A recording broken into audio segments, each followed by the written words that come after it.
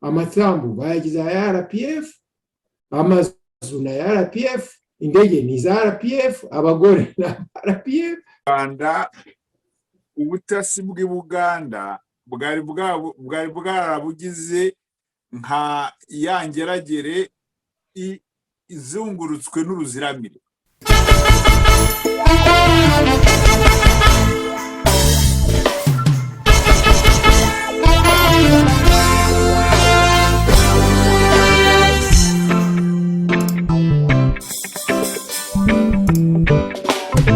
Le 6 avril 1994, au Rwanda, il y a eu attentat.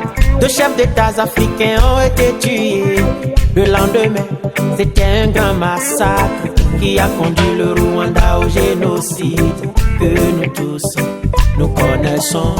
Un génocide très bien planifié par l'Occident et ses complices, la Belgique, les États-Unis et la France savent de quoi je parle.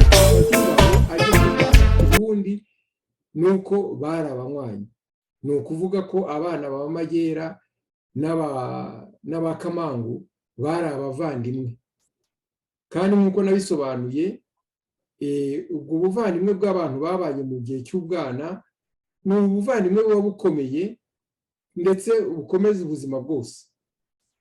Ubwo turangije relation y'amagera, kandi n'amagera nawe ubwe ngo yari umurunari ukomeye muri iyo myaka.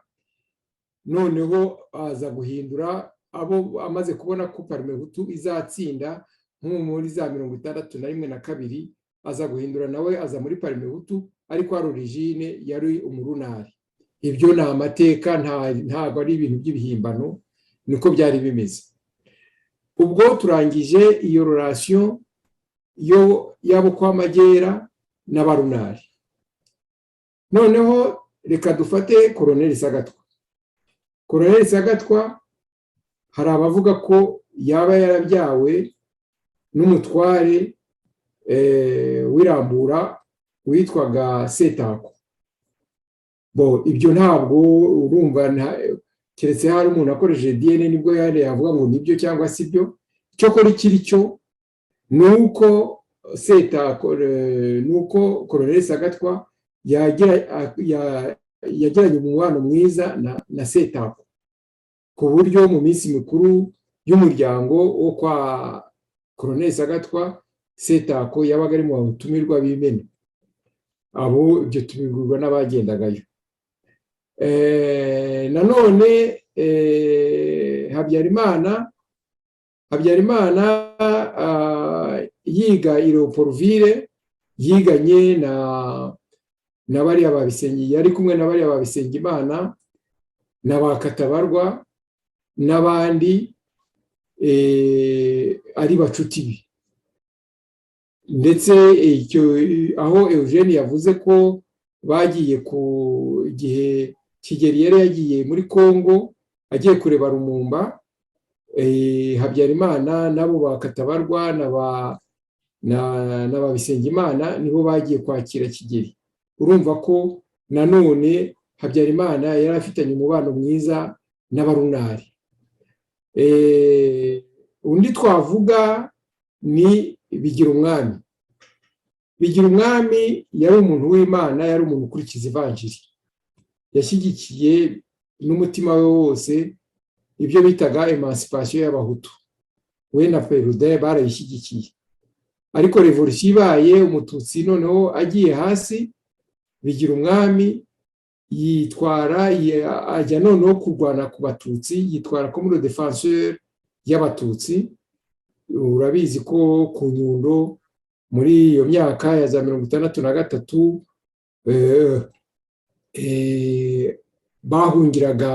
abatutsi bahungiraga ku Nyundo kwa Bigirumwami, akabarinda kandi ntihagire ubakoraho. Kuba ntawe washobora kubakoraho nuko Bigirumwami yari afite abamushyigikiye, yari afite abantu be mu ngabo, mu butegetsi bw'igihugu, haba ku bwa Kayibanda n'ubwa Habyarimana. Donc nawe yari positionné nk'umudefenseur w'abatutsi, ariko akurikije ivanjiri nk'uko yari yarashyigikiye emancipation y'abahutu, igihe abahutu barwaniraga revolisiyo. Urumva rero ko abantu bari bakomeye mu butegetsi bwo kwa Habyarimana bari basanzwe bafitanye umubano mwiza wa runari. Ibyo ngibyo rwose ntabwo byari ibintu bibi, ahubwo byari ibintu byiza, mbese bigamije kubanisha abanyarwanda neza.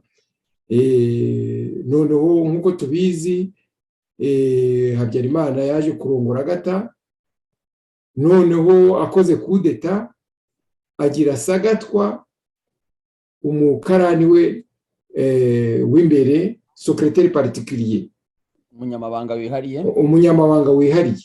Ubundi ibyo bintu ntabwo bibaho. Umwanya nk'uriya bashyiramo umuntu bashobora guhana, bashobora kwirukana igihe bashakiye, igihe perezida ashakiye. Kuba rero perezida Habyarimana yarafashe Sagatwa akamugira umunyabanga we kandi ari muramu we, aho ngaho ni ikosa rikomeye mu butegetsi. Ni ukuvuga ko yari amaze kugira igihanga, undi mutwe w'ubutegetsi muri perezidanse, kubera ko Sagatwa ari muramu we, amakosa yashoboraga gukora ntabwo Habyarimana yashobora kumuhana. Ariyo mpamvu Sagatwa yagumyeho kuva ubutegetsi bwa Habyarimana bwajyaho kugeza buhirimye, kugeza bombi babiciye hamwe muri iriya ndege. Donc urumva kwinjira mu butegetsi bwa Habyarimana, kwinjira mu butegetsi bwa Habyarimana byari ibintu biboroheye cyane. Nuko nguko bariya bakaje guhaka baje kubwinjiramo. Urumva kugira ngo umuntu bamuvane ari umuntu usanzwe, bamugire umumiliyarderi, bamugire umukungu utaba umukire warengeje, bamuha ziriya za sitasiyo za esanse zose, nuko yari inshuti magara y'ubutegetsi bwa Habyarimana. Ubwo na uriya Birara wategekaga Banki Nationale. Ibyo byose kuba ubutegetsi bwa Habyarimana barabanaga n'abarunari, bari bafitanye umubano mwiza n'abarunari, by'ubwabyo ntacyo byari bitwaye.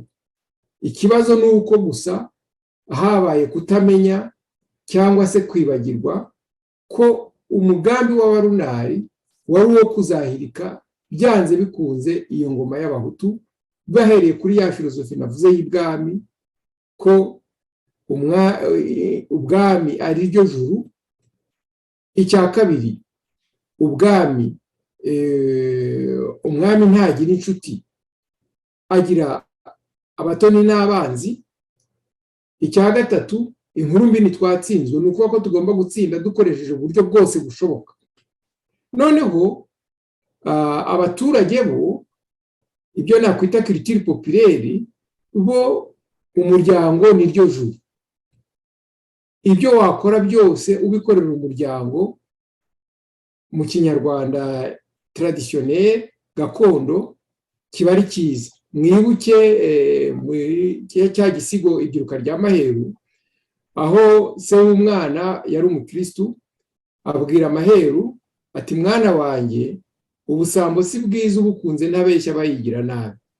Maheru asubiza se ngo, iyo utwaye iby'abandi bakuzi bakurura, nibaze barwana ngo bihe agaciro, uragenda ukayoroka bita batinyuka gwiza iby'iwanyu. Ibyo rero Maheru ni wa munyarwanda gakondo, ibyo wakora byose ubikorera umuryango ni byiza. Noneho iyo imiryango yashyamiranaga, nk'umuntu wo muri uyu muryango akitwa n'umuryango, defo byabaga n'ibihimbano, kuko umuntu wese wapfaga, muzi ko mu kinyarwanda classique bavuga ngo bamuroga, babiha ibintu byo guhora. Noneho muri uko guhora urumva ko imiryango yombi yahomberaga. Noneho abakuru b'imiryango bagashaka ukuntu bahosha ayo makimbirane, bahosha iyo nzigo, bagashaka ukuntu bumvikana. Niho havuye mu mugani ngo inzigo imarwa n'ikibando. Hari ubwo bahuraga bakaba bati, none ubwo mwadukoreye amakosa nimuzane umuntu wanyu tumukubita ikibando, ariko nitumukubita ikibando ubwo ngubwo inzigo irabivuyeho, ndetse byarangira bakanashyingirana, noneho bakaba umuryango umwe. niyo culture populaire niyo iriho umuziko twanabiririmbaga, kubaho ni ukubana, ibindi ni amahirwe. Urumva rero ko ba Habyarimana bo bavuye muri iyo culture, na Kayibanda bavuye muri iyo culture populaire yo kubaho ni ukubana, bagashaka kubana neza nabo barunari, bagashaka kubana neza nabo batutsi, bumva ariyo muti wo kugira ngo ikibazo cy'inyenzi, ikibazo cy'impunzi, ikibazo cy'abahutu n'abatutsi kizashire. Ndetse twavuze ukuntu urabona uriya Rwigema yaratumirwaga ku munsi w'ingabo akaza mu birori mu Rwanda. Rwigema yagendaga mu Rwanda, Kagame nawe yagendaga mu Rwanda. Iyo ufashe bariya ba Donald Kaberuka yagiye muri Organisation du Café yoherejwe n'u Rwanda kandi yari impunzi. Iyo ufashe uriya Cardinal Kambanda yoherejwe i Roma na Musenyeri Nsengiyumva. Ibyo byose byari ibintu by'ubutegetsi bwa Habyarimana bwashaka kwereka impunzi rwose ko ari abavandimwe, ko bari bakwiye gucuruka bagataha, ariko bakibagirwa umugambi w'abarunari uturutse kuri ya filozofi y'ibwami ko bagomba kuzarimbura byanze bikunze iyo ngoma y'abahutu. Aho rero niho abantu babaye intamenya, abarunari binjira mu butegetsi, ndetse navuga ko ku ngoma ya Habyarimana twategekwaga n'abarunari kuko nibo bari inkoramutima, nibo bari abakatabarwa, abo ba Bisengimana, Padiri Kageyo, Kaje Guhakwa, ngabo bantu, ndetse na nyuma haza kuzamo n'abariya ba Rwigara. Abo bose ni bari inkoramutima zo kwa Habyarimana, ariko aribo bakonseye. Ubwo rero urumva ko kwinjira mu ngoma byiriya bya intelligence into state house byari byoroshye, byari easy going. Bo nuko byagenze, nuko runari yinjira ubwo butegetsi bwitwa bw'abahutu, baradutegeka, bategura intambara, baraza barayinjira. Nuko nguko nsobanura ibyo navuga by'amakosa cyangwa uburangare bwagiye buba muri iriya ngoma ntubisobanukirwe. Ariko hari ikintu warushatse kumbaza. Yego, ikibazo nashaka kubaza, numvaga uko muvuga ibya runari ku bantu bakiri bato batamenye n'ayo mateka yo hambere ngo bamenye uko za runari zaje n'uko zakoraga. None abantu mwavuze muri iyo runari muhereye ku iriya miryango yo mu muryango ukomoka ku bavandimwe cyangwa se ku mudamu wa Habyarimana na musaza we, uko byagenze, uko Magera yari afite iriya nshuti y'umurunari, ariko ukanavuga uti nawe yarimo, ndetse n'abandi bose mukomojeho. Abo bantu ko numva mu by'ukuri naza nkagera na hano kuri bano murangirijeho muvuga bakaje guhakwa n'abandi bose muvuze, bari mu butegetsi bw'u Rwanda kandi koko bari mu mutima w'igihugu, haba mu bukungu haba no mu buyobozi, mukavuga ko bari muri runari. Icyo kintu cyitwa runari ni igiki? Mwabisobanurira batabizi ni igiki kugira ngo bumve batandukanye abo bantu, nk'umuntu wumva ko umuntu umwe afite amasitasiyo ya esanse mu Rwanda mu gihugu hose, hanyuma bakaza kumva bavuga ngo yabaye, ariko nawe yarabyandikiye avuga ko yafashaga FPR. Donc turashaka tumenye icyo kintu cya runari ni ikintu kimeze gute, abatakizi, abatarumvise ayo mateka. Bon, runari ubundi ubwo wenda nasaba abantu kujya kubumva ibiganiro bya Padiri Rudakemwa kuri radio Inkingi, yarabisobanuye neza, avuga remuvoma politike zabayeho muri ya myaka 50 na 59. Ariko runari ryari ishyaka rishyigikiye ubwami. Mwibuke ko haje kuba iriya nyandiko bise manifeste des Bahutu, aho abahutu, abarideri b'abahutu bavuga bati hari ibintu by'akarengane mu Rwanda bigomba gukosorwa. Noneho abagaragu b'ibwami baraterana nabo barandika replique bavuga bati abo bahutu nta kibazo dufitanye nabo, ni abagaragu bacu, ntabwo ari abavandimwe, ni abagaragu bacu, tugomba kubategeka. Runari rero ni ishyaka ryari rishyigikiye ubwami, rivuga ko rigomba bumva bo ari abantu bagomba kuzakomeza bagategeka u Rwanda nk'uko rwategekaga ku gihe bwa cyane. Abo rero niyo pariti ya Runari, ariko yakomeje kugira iyo ideoloji navuze y'ibwami, ko mu ibwami ingoma ni ryo juru, ko n'umwami yagomba gupfira ingoma bibaye ngombwa. Icya kabiri, umwami ntagira inshuti, agira abatoni n'abanzi. Ni ukuvuga ko abantu bose mu gihugu bagomba kuba abagaragu b'umwami. Utabaye umugaragu w'umwami akitwa umugome, akicwa, cyangwa se iyo yagiraga amahirwe yarahungaga, ariko iyo atahungaga baramwicaga. Icya gatatu, inkuru mbi ntitwatsinzwe. Ni ukuvuga ko tugomba gutsinda byanze bikunze dukoresha uburyo bwose bushoboka.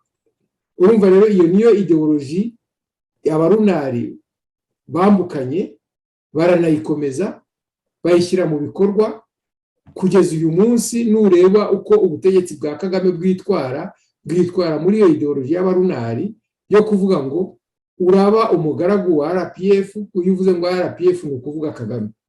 Niba utari umugaragu we ngo umukomere yombi arakwica, iyo ugize Imana urahunga.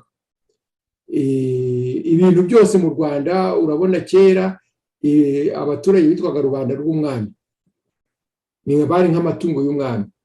Amasambu, ibintu byose, abagore bose mu gihugu bari ab'umwami, amasambu mu gihugu yari ay'umwami, amashyo y'inka, amatungo yose yari ay'umwami. Ni ukuvuga nureba n'ubu ngubu ko FPR itegeka mu Rwanda, ibintu byose byitwa ko ari ibya RPF. Amasambu bayagize aya RPF, amazu na RPF, indege ni za RPF, abagore na RPF, abagabo na RPF. Byose ni uko umwami Rwabugiri cyangwa se Musinga kubwa Musinga abazungu bataramwambura le droit de vie et de mort, ni kimwe. Iyo rero niho abantu tugomba gutekereza tuti abarunari batekereza gutya, natwe dutekereza gutya. Twe dutekereza umuryango, tugatekereza inshuti, tugashaka kubana bya kivandimwe. Mu gihe abarunari bo bavuga bati nta kivandimwe, tugomba kubica bibaye ngombwa. Ndagira ngo dusubire mu mateka, mwibuke ukuntu uriya mwami Mashira w'Induga, Sekarongoro Mutabazi, Mibambwe Sekarongoro Mutabazi, umwami Sekarongoro yamutsinze, yarabanje amugira inshuti we, aramushyingira. Mashira nawe ashingira Mibambwe, umukobwa wa Mashira bamushingira umuhungu wa Sekarongoro. Ariko Mashira akumva barabaye abavandimwe. Noneho Mashira aza kubira nako Sekarongoro, Mibambwe Sekarongoro aza kubira Mashira, aramwica. Ngiyo iyo filozofi, kuza umuntu akigira inshuti yawe, akigira umuvandimwe, akerekana ko ari we inshuti magara, ariko yarangiza akakubira ahereye kuri bwa bucuti akakwica. Niko byagendekeye Habyarimana, nta kindi. Ubwo rero kugira ngo tubane nabo barunari, tugomba kumva ifilozofi yabo uko batekereza, ariko natwe tukaba muri ya muco wacu w'ikivandimwe, ngo yo kwizerana, yo gukundana, yo gushyigikirana muri byose, mu bibi n'ibyiza, ngo nuko muri abavandimwe, ngo nuko muva mu karere kamwe, nuko ngo muri inshuti, muri abanywanyi. Tukajya muri filozofi politike ntabwo ari akaramata, ahubwo natwe tugatekereza igihugu mbere yo gutekereza inyungu zacu bwite, kuko igihugu nicyo gisigatiye za nyungu rusange. Ni igihugu nigisenyuka, na ya nzu yawe izasenyuka, na wa mutungo wawe wose uzawuta. Nituve muri filozofi rero yo kureba imiryango yacu mbere y'igihugu. Hari umugabo wo muri iriya famiye ba Kennedy, sinibutse uwo ari we, Munyari Kennedy, Perezida Kennedy, niwe wavuze ati don't ask what the country can do for you, but rather ask what you can do for your country. Mbere yo gutekereza ibyo igihugu gishobora kugukorera, wowe tekereza ibyo wakorera igihugu cyawe, kuko igihugu cyawe niyo ngo byiguhetse. Naho ngaho niduhindura iyo filozofi tuzerana, abo barunari bazacika intege. Nibamara gucika intege wenda bazava ku izima. Ariko mu gihe natwe dukomeze kwitwara sinavuga nk'intamenya, tukibagirwa, ntitumenya amateka yacu, nitwumve. Ngarutse inyuma gatoya, umuntu wanditse uriya Sunutse wanditse Raro Doragere yaravuze ati, niba wiyizi ukamenya n'uwo muhanganye n'umwanzi wawe, igihe cyose uzahora utsinda. Niba utiyizi ariko ukamenya uwo muhanganye, urugamba uzashoza bizaba nko gukina urusimbi. Hazaba hari nka 50% zo gutsinda cyangwa se amahirwe 50% yo gutsindwa. Niba utiyizi, ntumenye n'umwanzi wa n'uwo muhanganye, ntumenye umwanzi wawe, igihe cyose uzahora utsindwa. Twe rero abaturage, iyo mvuze abaturage ni abahutu n'abatutsi dusanzwe, kuko iyo tugiye muri demokarasi ni ukuvuga ko abaturage aribo bagomba kugira ubutegetsi, aribo bashyiraho abategetsi.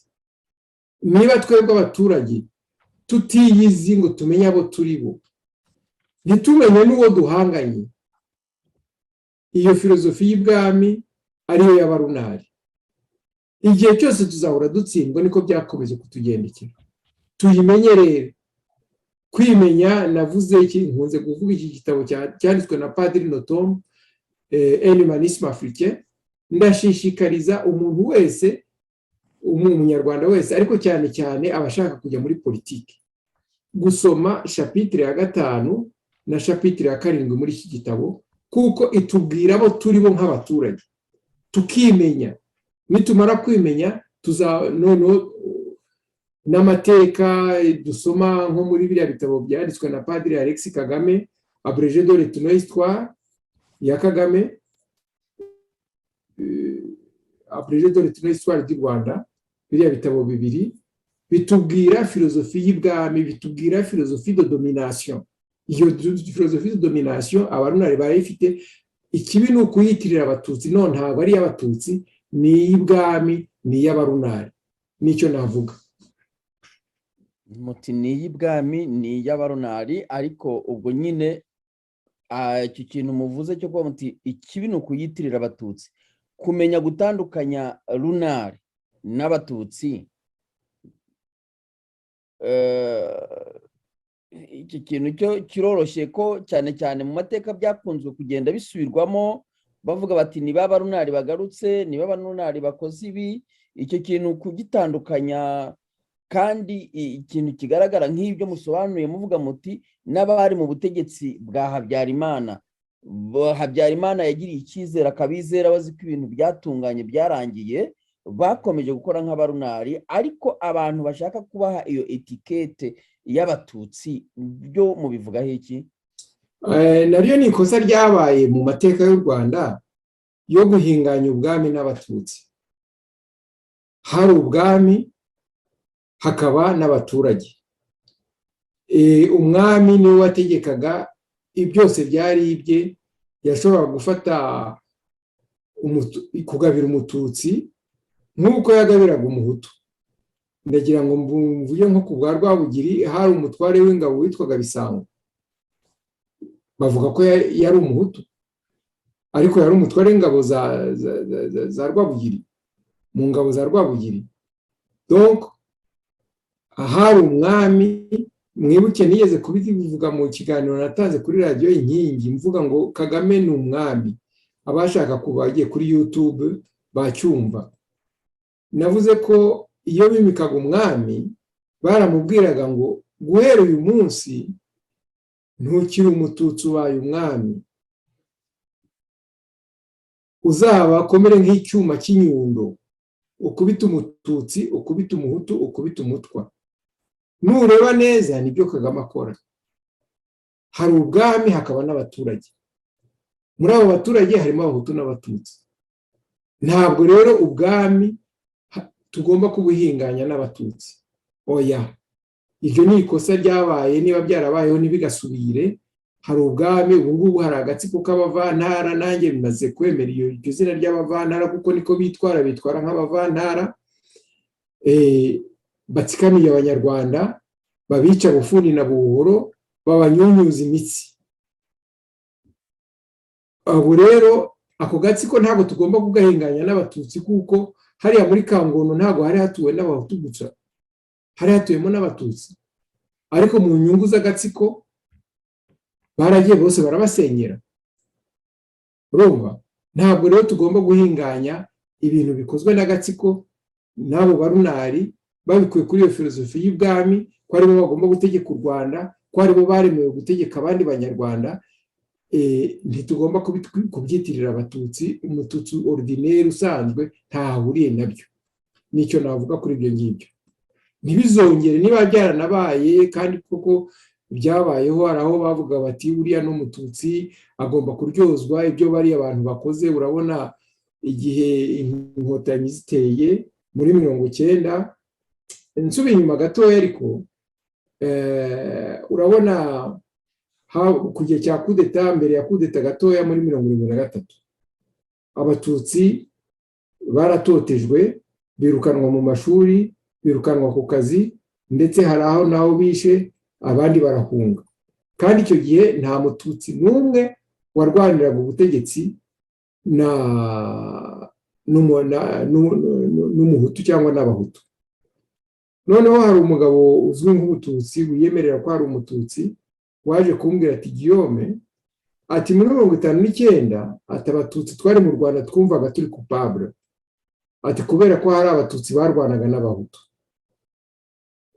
Muri 1963 bikaba uko tukumva turi coupable, kubera ko hari inyenzi zateraga u Rwanda, hari abatutsi bashaka barwaniraga ubutegetsi n'abahutu.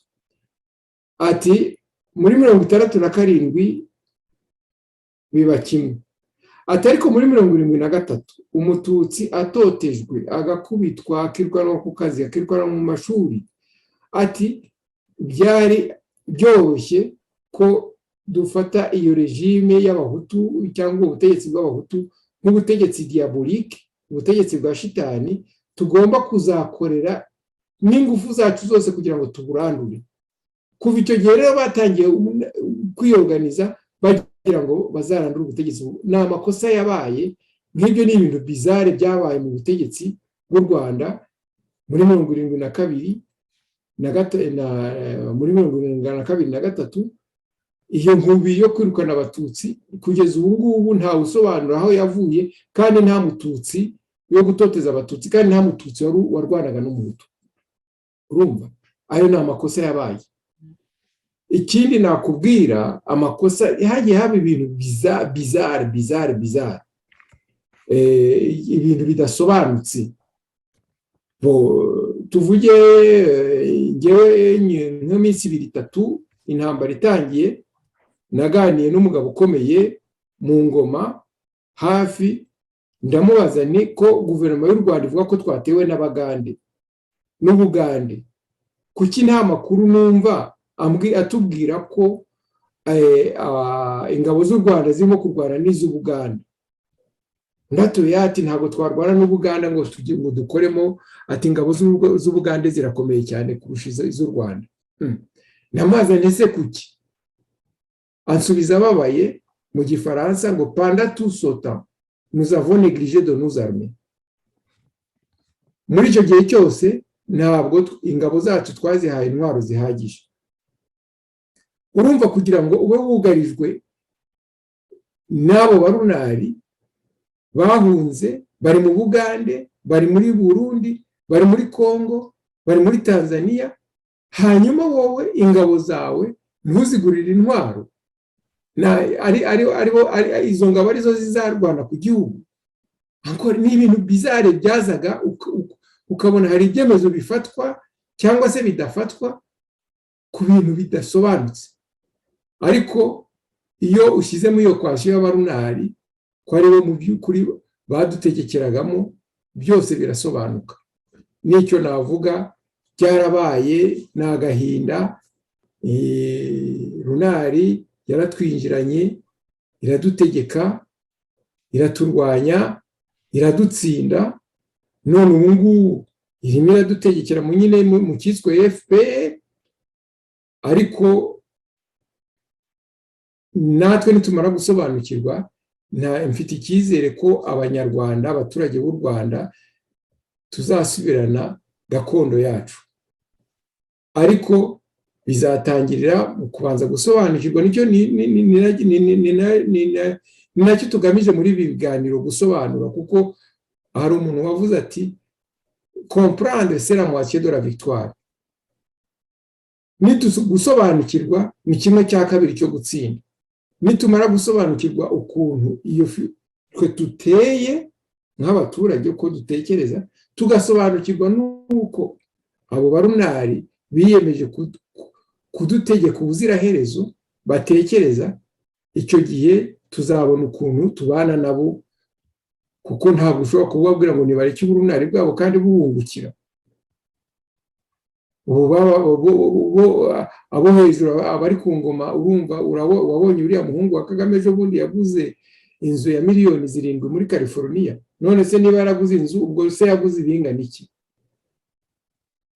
Urumva? Donc birabungukira. Ntabwo rero wababwira ngo nibareke filozofi. Ni twebwe tugomba guhindura filozofi yacu, imitekerereze yacu, igihugu tukagitekereza mbere y'uko dutekereza imiryango yacu, kuko igihugu mbisubiremo nicyo gisigatiye za nyungu zacu rusange. Igihugu nigikwirwa imishwaro kigasenyuka, natwe tuzakwirwa imishwaro. Icyo mvanamo rero muri ibyo ngibyo nuko Magera na Kamangu barabanywanyi. Urumva, kugira ngo umuntu afate ingabo ajye kurwana ku wundi, nuko barabanywanyi. Ni ukuvuga ko abana ba Magera n'aba Kamangu bari abavandimwe, kandi nk'uko nabisobanuye, ubwo buvandimwe bw'abantu babanye mu gihe cy'ubwana ni ubuvandimwe buba bukomeye, ndetse bukomeza ubuzima bwose. Ubwo turangije relation ya Magera, kandi na Magera nawe ubwe ngo yari umurunari ukomeye muri iyo myaka. Noneho aza guhindura, abo amaze kubona ko Parmehutu izatsinda nko muri za 61 na 2, aza guhindura nawe aza muri Parmehutu, ariko ari origine yari umurunari. Ibyo ni amateka, ntabwo ari ibintu by'ibihimbano, niko byari bimeze. Ubwo turangije iyo relation yabo kwa Magera n'abarunari. Noneho reka dufate Colonel Sagatwa. Colonel Sagatwa hari abavuga ko yaba yarabyawe n'umutware w'Irambura witwaga Setako. Ibyo ntabwo, urumva, keretse hari umuntu akoresheje DNA nibwo yavuga ngo nibyo cyangwa si byo. Cyo kora ikiri cyo nuko Colonel Sagatwa yagiranye umubano mwiza na Setako, ku buryo mu minsi mikuru y'umuryango wo kwa Colonel Sagatwa, Setako yabaga ari mu batumirwa b'Imena. Abo ibyo tubigurwa n'abagendagayo. Nanone Habyarimana yiga i Leopoldville, yiganye na bariya babisengi, yari kumwe na bariya Babisengimana na Bakatabarwa n'abandi, ari bacuti be. Ndetse aho Eugene yavuze ko bagiye ku gihe Kigeli yari yagiye muri Kongo agiye kureba Lumumba, Habyarimana nabo Bakatabarwa na Babisengimana nibo bagiye kwakira Kigeli. Urumva ko nanone Habyarimana yari afitanye umubano mwiza n'abarunari. Undi twavuga ni Bigirumwami. Bigirumwami yari umuntu w'Imana, yari umuntu ukurikiza ivanjiri, yashyigikiye n'umutima we wose ibyo bitaga emancipation y'abahutu. We na Perudin barayishyigikiye, ariko revolution ibaye umututsi noneho agiye hasi bigira umwami yitwara ajya noneho kurwana ku batutsi yitwara comme le défenseur y'abatutsi. Urabizi ko ku Nyundo muri iyo myaka ya za 1963 bahungiraga abatutsi bahungiraga ku Nyundo kwa bigira umwami akabarinda kandi ntihagire ubakoraho. Kuba ntawe washobora kubakoraho nuko bigira umwami yari afite abamushyigikiye, yari afite abantu be mu ngabo mu butegetsi bw'igihugu haba ku bwa Kayibanda n'ubwa Habyarimana. Donc nawe yari positionné nk'umudefenseur w'abatutsi ariko akurikije ivanjiri nk'uko yari yarashyigikiye emancipation y'abahutu igihe abahutu barwaniraga revolution. Urumva rero ko abantu bari bakomeye mu butegetsi bwo kwa Habyarimana bari basanzwe bafitanye umubano mwiza wa runari. Ubwo ngibyo rwose ntabwo ari byari ibintu bibi, ahubwo byari ibintu byiza, mbese bigamije kubanisha abanyarwanda neza.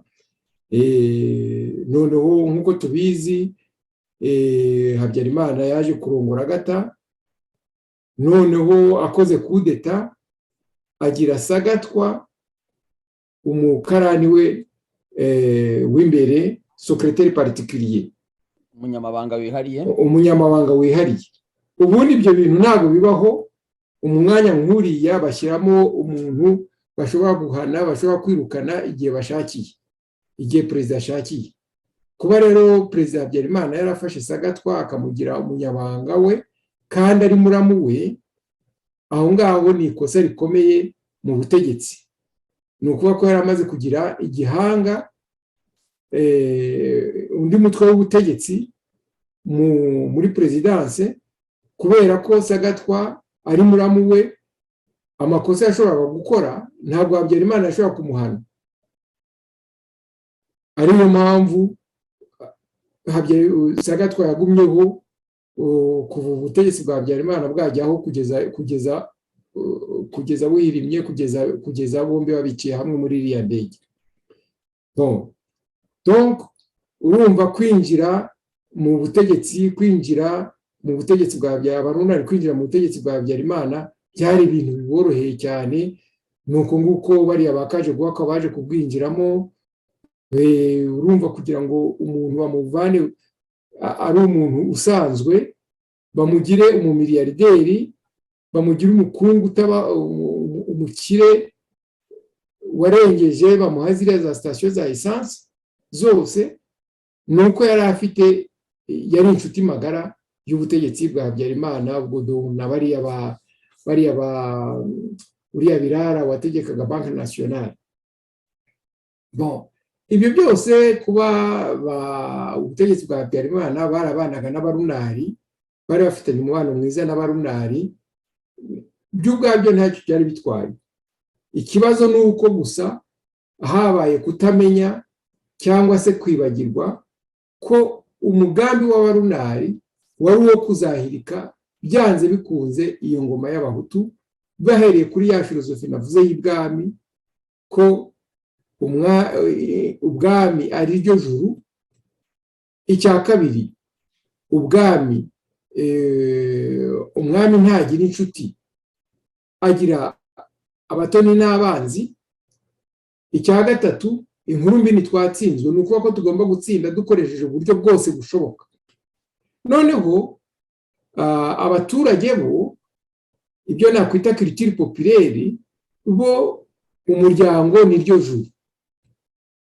Ibyo wakora byose ubikorera umuryango, mu kinyarwanda traditionnel gakondo, kiba ari cyiza. Mwibuke cya gisigo Ibyiruka rya Maheru, aho se w'umwana yari umukristu, abwira Maheru ati, mwana wanjye, ubusambo si bwiza ubukunze ntabeshya bayigira nabi.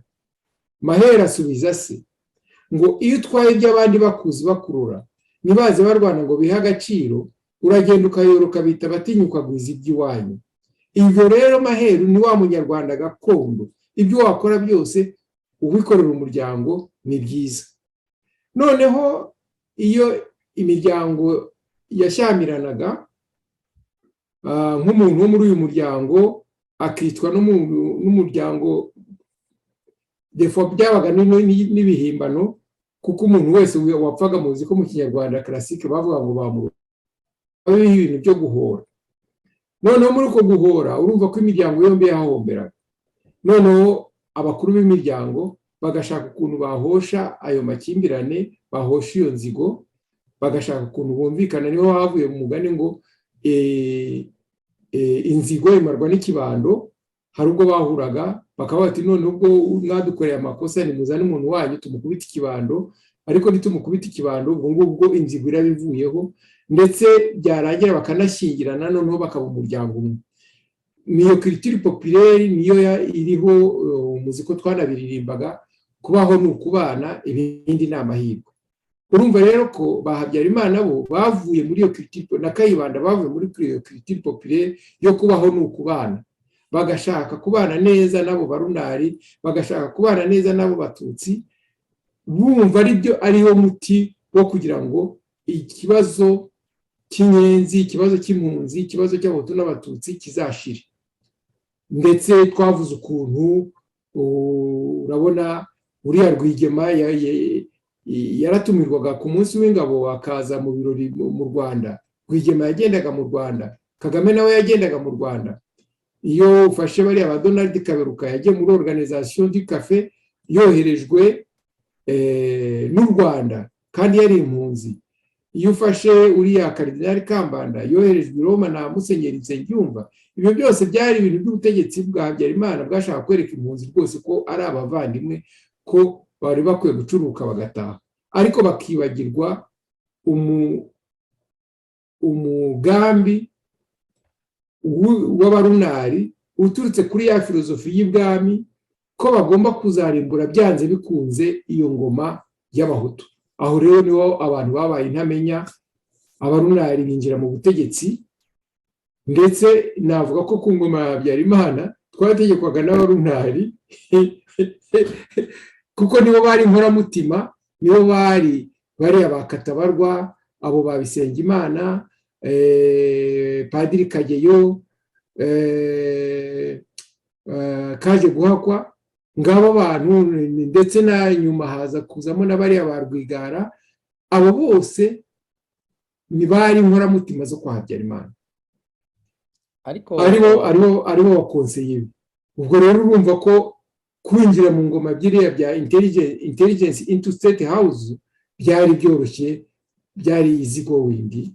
Bo nuko byagenze, nuko runari yinjira ubwo butegetsi bwitwa bw'abahutu, baradutegeka, bategura intambara, baraza barayinjira. Nuko nguko nsobanura ibyo navuga by'amakosa cyangwa uburangare bwagiye buba muri iriya ngoma, ntubisobanukirwe. Ariko hari ikintu warushatse kumbaza. Yego, ikibazo nashaka kubaza, numvaga uko muvuga ibya runari, ku bantu bakiri bato batamenye n'ayo mateka yo hambere ngo bamenye uko za runari zaje n'uko zakoraga. None abantu mwavuze muri iyo runari muhereye ku iriya miryango yo mu muryango ukomoka ku bavandimwe cyangwa se ku mudamu wa Habyarimana na musaza we, uko byagenze, uko Magere yari afite iriya nshuti y'umurunari, ariko ukanavuga uti nawe yarimo, ndetse n'abandi bose mukomojeho. Abo bantu ko numva mu by'ukuri naza nkagerana hano kuri bano murangirijeho, muvuga bakaje guhakwa n'abandi bose muvuze, bari mu butegetsi bw'u Rwanda, kandi koko bari mu mutima w'igihugu, haba mu bukungu haba no mu buyobozi, mukavuga ko bari muri runari. Icyo kintu cyitwa runari ni igiki? Mwabisobanurira batabizi ni igiki, kugira ngo bumve batandukanye abo bantu, nk'umuntu wumva ko umuntu umwe afite amasitasiyo ya esanse mu Rwanda mu gihugu hose, hanyuma bakaza kumva bavuga ngo yabaye, ariko nawe yarabyandikiye avuga ko yafashaga FPR. turashaka tumenya icyo kintu cya runari ni ikintu kimeze gute, abatakizi, abatarumvise ayo mateka. Bon, runari ubundi ubwo wenda nasaba abantu kujya kubumva ibiganiro bya Padiri Rudakemwa kuri radiyo Inkingi, yarabisobanuye neza, avuga remuvoma politike zabayeho muri ya myaka 50 na 59, ariko runari ryari ishyaka rishyigikiye ubwami. Mwibuke ko haje kuba iriya nyandiko bise manifeste de Bahutu, aho abahutu, abarideri b'abahutu bavuga bati hari ibintu by'akarengane mu Rwanda bigomba gukosorwa. Noneho abagaragu b'ibwami baraterana nabo barandika replique bavuga bati abo bahutu nta kibazo dufitanye nabo, na abagaragu bacu, ntabwo ari abavandimwe, ni abagaragu bacu, tugomba kubategeka. Runari rero ni ishyaka ryari rishyigikiye ubwami, rivuga ko rigomba bumva bo ari abantu bagomba kuzakomeza bagategeka u Rwanda nk'uko rwategekaga ku gihe bwa cyane. Abo rero niyo pariti ya runari, ariko yakomeje kugira iyo ideoloji navuze y'ibwami, ko mu ibwami ingoma ni ryo juru, ko n'umwami yagomba gupfira ingoma bibaye ngombwa. Icya kabiri, umwami ntagira inshuti, agira abatoni n'abanzi. Ni ukuvuga ko abantu bose mu gihugu bagomba kuba abagaragu b'umwami. Utabaye umugaragu w'umwami akitwa umugome, akicwa, cyangwa se iyo yagiraga amahirwe yarahungaga, ariko iyo atahungaga baramwicaga. Icya gatatu, ni inkuru mbi ntitwatsinzwe. Ni ukuvuga ko tugomba gutsinda byanze bikunze dukoresha uburyo bwose bushoboka. Urumva rero iyo niyo ideoloji abarunari bambukanye, baranayikomeza bayishyira mu bikorwa kugeza uyu munsi. Nureba uko ubutegetsi bwa Kagame bwitwara muri iyo ideoloji y'abarunari yo kuvuga ngo uraba umugaragu wa RPF, uyu uvuze ngo RPF ni ukuvuga Kagame. Niba utari umugaragu we ngo umukomere yombi arakwica, iyo ugize Imana urahunga. Ibintu byose mu Rwanda urabona kera abaturage bitwaga rubanda rw'umwami, bari nk'amatungo y'umwami.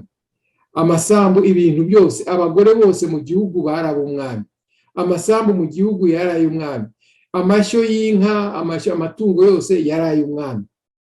Ni ukuvuga nureba n'ubu ngubu ko FPR itegeka mu Rwanda, ibintu byose byitwa ko ari ibya RPF. Amasambu bayagize aya RPF, amazu na RPF, indege ni za RPF, abagore na RPF, abagabo na RPF. Byose ni uko umwami Rwabugiri cyangwa se Musinga kubwa Musinga abazungu bataramwambura droit de vie et de mort, ni kimwe. Iyo rero niho abantu tugomba gutekereza tuti abarunari batekereza gutya, natwe dutekereza gutya. Twe dutekereza umuryango, tugatekereza inshuti, tugashaka kubana bya kivandimwe. Mu gihe abarunari bo bavuga bati nta kivandimwe, tugomba kubica bibaye ngombwa. Ndagira ngo dusubire mu mateka, mwibuke ukuntu uriya mwami Mashira w'Induga, Sekarongoro Umutabazi, Mibambwe Sekarongoro Umutabazi, umwami Sekarongoro yamutsinze, yarabanje amugira inshuti we, aramushyingira. Mashira nawe ashyingira Mibambwe, umukobwa wa Mashira bamushyingira umuhungu wa Sekarongoro. Ariko Mashira akumva barabaye abavandimwe. Noneho Mashira aza kubira nako Sekarongoro, Mibambwe Sekarongoro aza kubira Mashira, aramwica. Ngiyo iyo filozofi, kuza umuntu akigira inshuti yawe, akigira umuvandimwe, akerekana ko ari we inshuti magara, ariko yarangiza akakubira ahereye kuri bwa bucuti akakwica. Niko byagendekeye Habyarimana, nta kindi. Ubwo rero kugira ngo tubane nabo barunari, tugomba kumva filozofi yabo uko batekereza, ariko natwe tukaba muri ya muco wacu w'ikivandimwe, ngo yo kwizerana, yo gukundana, yo gushyigikirana muri byose, mu bibi n'ibyiza, ngo nuko muri abavandimwe, ngo nuko muva mu karere kamwe, nuko ngo muri inshuti, muri abanywanyi. Tukajya muri filozofi politike ntabwo ari akaramata, ahubwo natwe tugatekereza igihugu mbere yo gutekereza inyungu zacu bwite, kuko igihugu nicyo gisigatiye za nyungu rusange. Ni igihugu nigisenyuka, na ya nzu yawe izasenyuka, na wa mutungo wawe wose uzawuta. Nituve muri filozofi rero yo kureba imiryango yacu mbere y'igihugu. Ntuza, hari umugabo wo muri iriya famiye ba Kennedy, sinibutse uwo ari we, Munyari Kennedy, Perezida Kennedy, niwe wavuze ati don't ask what the country can do for you, but rather ask what you can do for your country. Mbere yo gutekereza ibyo igihugu gishobora kugukorera, wowe tekereza ibyo wakorera igihugu cyawe, kuko igihugu cyawe niyo ngo byiguhetse. Naho ngaho niduhindura iyo filozofi, tuzerana, abo barunari bazacika intege. Nibamara gucika intege, wenda bazava ku izima. Ariko mu gihe natwe dukomeze kwitwara, sinavuga nk'intamenya, tukibagirwa, ntitumenye amateka yacu, nitwumve. Ngarutse inyuma gatoya, umuntu wanditse, uriya Sunutse wanditse Raro Doragere, yaravuze ati niba wiyizi ukamenya n'uwo muhanganye n'umwanzi wawe, igihe cyose uzahora utsinda. Niba utiyizi ariko ukamenya uwo muhanganye, urugamba uzashoza bizaba nko gukina urusimbi. Hazaba hari nka 50% zo gutsinda, cyangwa se amahirwe 50% yo gutsindwa. Niba utiyizi, ntumenye n'umwanzi wa n'uwo muhanganye, ntumenye umwanzi wawe, igihe cyose uzahora utsindwa.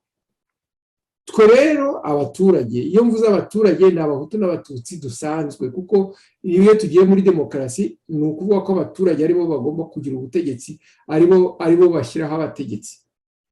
Niba twebwe abaturage tutiyizi ngo tumenye abo turi bo, ntitumenye n'uwo duhanganye, iyo filozofi y'ibwami ariyo y'abarunari, igihe cyose tuzahora dutsindwa. Niko byakomeje kutugendekera. Tuyimenye rero, kwimenya. Navuze iki, nkunze kuvuga iki gitabo cyanditswe na Padiri Notom, Un humanisme africain. Ndashishikariza umuntu wese, umunyarwanda wese, ariko cyane cyane abashaka kujya muri politiki, gusoma chapitre ya 5 na chapitre ya 7 muri iki gitabo, kuko itubwira abo turi bo nk'abaturage, tukimenya. Nitumara kwimenya, noneho n'amateka dusoma nko muri biriya bitabo byanditswe na Padiri Alexis Kagame, Abrégé de l'histoire ya Kagame,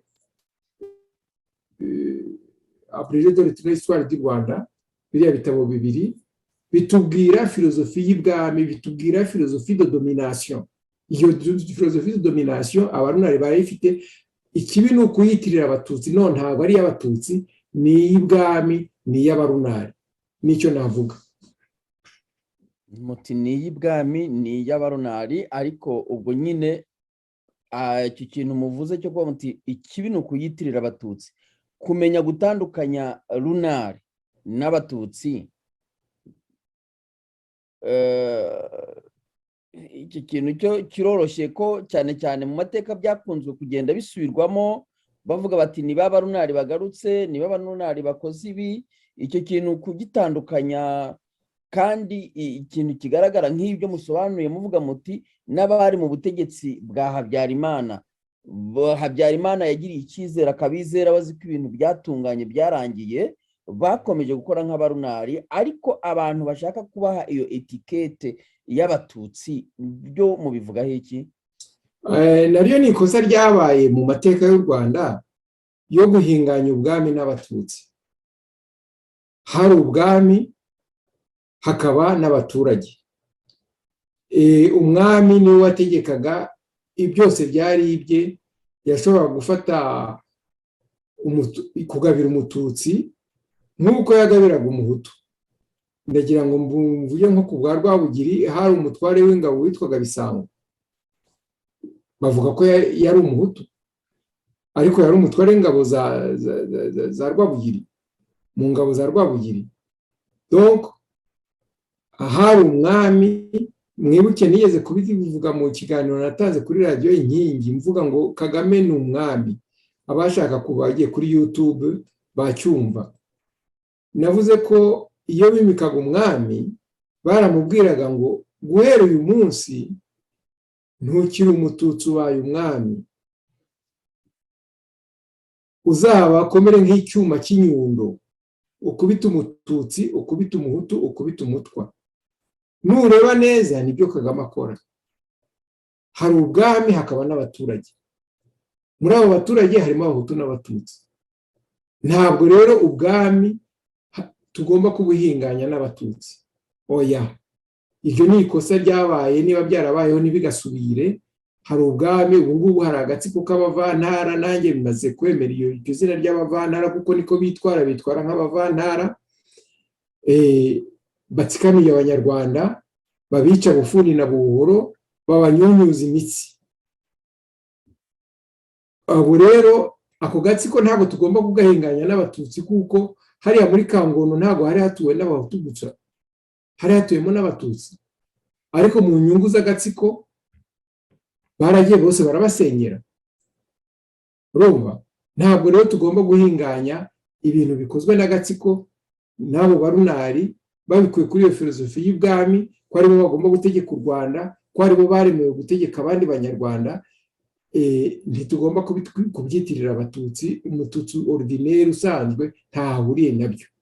Nicyo navuga kuri ibyo ngibyo.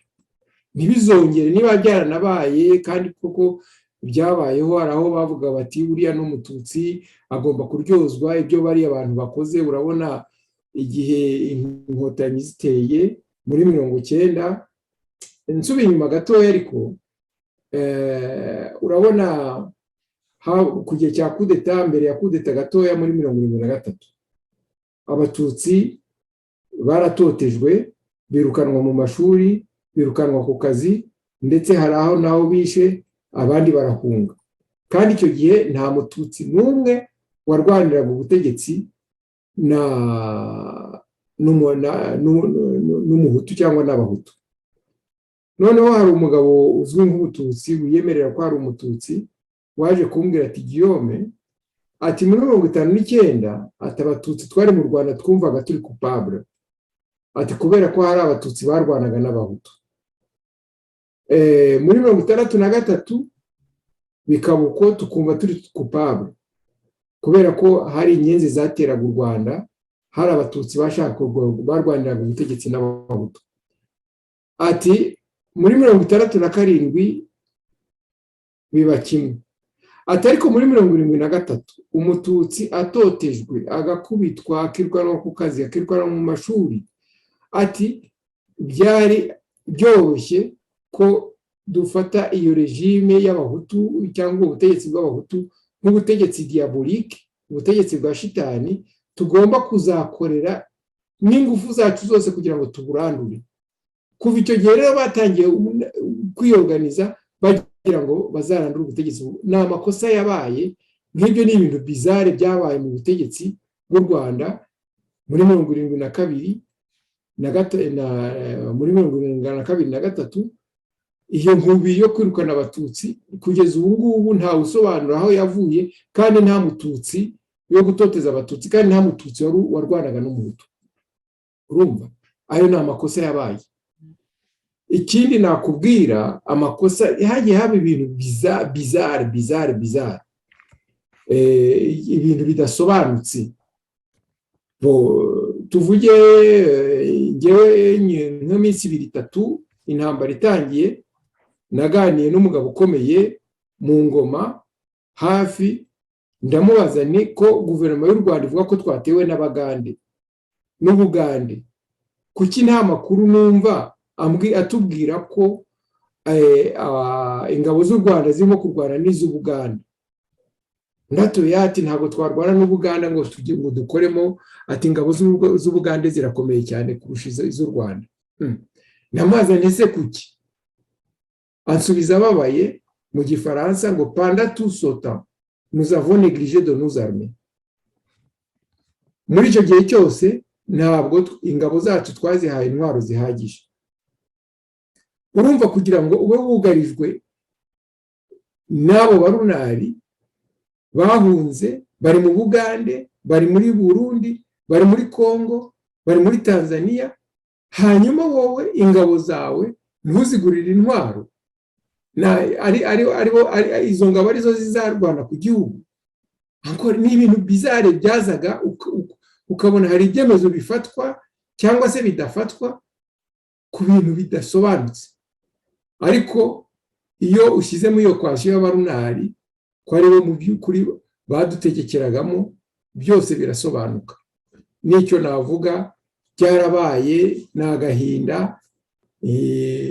Runari yaratwinjiranye, iradutegeka, iraturwanya, iradutsinda, none ubu ngubu irimo iradutegekera nyine mu cyiswe FPR. Ariko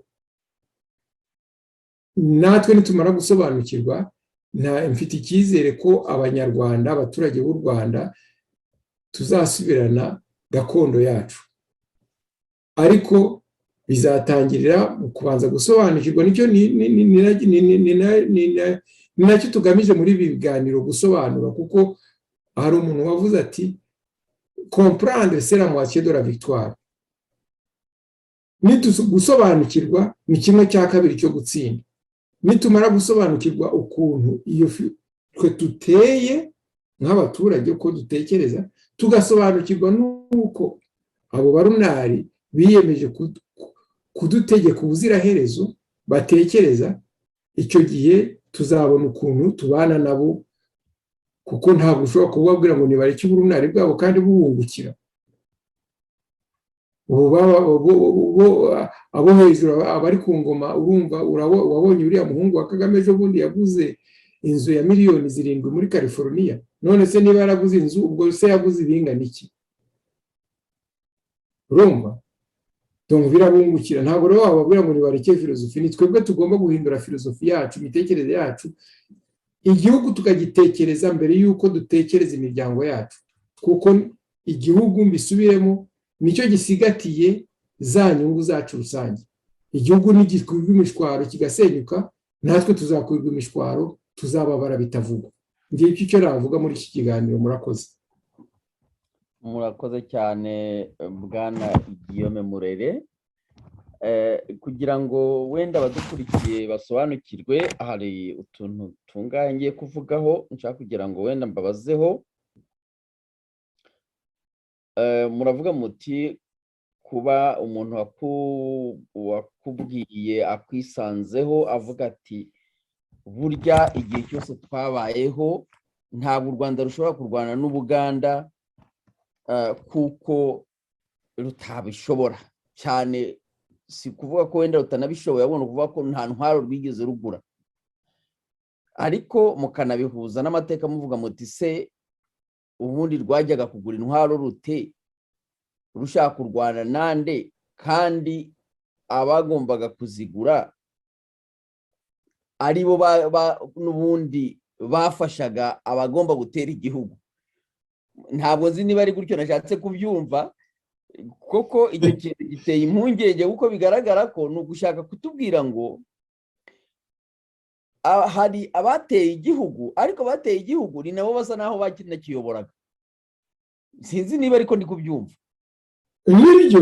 Nibo bakiyoboraga nyine, kuko nibo bari inkoramutima, nibo bari abajyanama b'ubutegetsi. Twabavuze, hari Musenyeri Bigirumwami wari wari positioniye inyuma ya revolution nk'umuntu ugomba kurwana ku Batutsi, ariko ntabwo yabikoraga kubera kuvuga ngo yanga Abahutu, ahubwo nuko ni ivanjiri. Mbere ya 59 Abahutu nibo bari hasi, yarabashyigikiye, arwana kuba nabo bangana n'abandi ko bava mu bucakara. Nyuma ya 59 Abatutsi bagwa hasi muri bya bintu byo guhinganya ubwami n'Abatutsi. Iryo ni ikosa ryabaye.